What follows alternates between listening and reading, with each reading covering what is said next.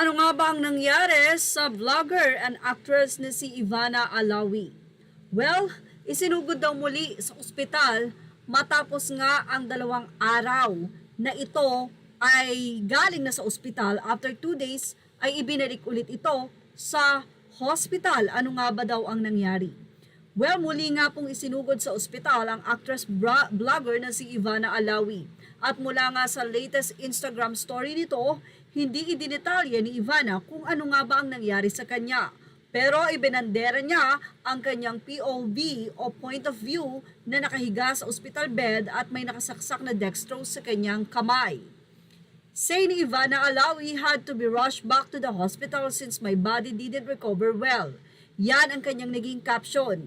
Ito ay in-update din ng bandera. Kung ano nga ba ang nangyari ay hindi na nga nagbigay pa ng detalye itong si Ivana.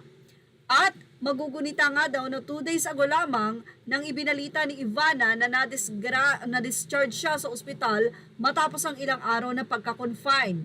Wala rin siyang sinabi kung bakit siya na ospital pero nabanggit niya nga lang na excited na siyang magtrabaho ulit. Finally done with the hospital, can't wait to go back to work, say pa ni Ivana Alawi. Samantala, naging usap-usapan recently ang naging opinyon at hugot ni Ivana.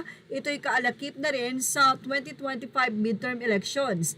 Na sinang aktres, marami ngang nagtatanong kung bakit hindi siya tatakbo sa darating na halalan.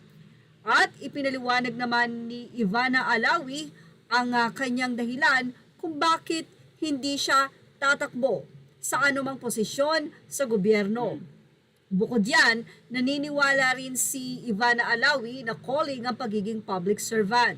Nabanggit din niya na kahit wala siya sa politics, ay pwede naman siyang makatulong sa mga nangangailangan nating mga kababayan.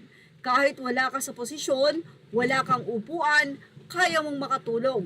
Hindi mo kailangang maging congressman or mayor or councilor para makatulong ka pa, say ni Ivana. We can all help out or we can help out in our own small ways. Yan pa ang kanyang naging tugon. Pagpapasok ka sa politics, ipaglalaban mo ang Pilipinas, dapat ay may utak ka. Well, yan nga po ang naging tugon. At syempre, marami mga followers ni Ivana sa kanyang Facebook page ang nagpipray na umayos na nga ang kasalukuyang kalagayan ng actress vlogger. Kung ano man po ang dahilan kung bakit siya na-ospital ay tahimik nga ang nasabing vlogger dito. Pero for sure ay ihahayag yan ni Ivana Alawi sa mga susunod na araw. At yan ang ating Showbiz Snap update. Thank you for watching.